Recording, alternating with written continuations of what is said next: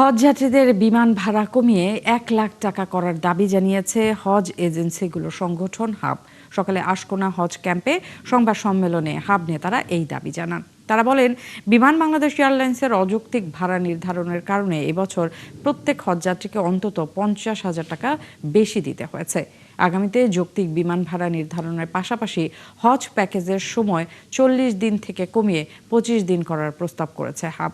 এছাড়া হজে যেতে প্রতারণা এড়াতে মধ্যস্বত্বভোগীর সঙ্গে লেনদেন না করে সরাসরি হজ এজেন্সির সঙ্গে যোগাযোগ করার আহ্বান জানান তারা।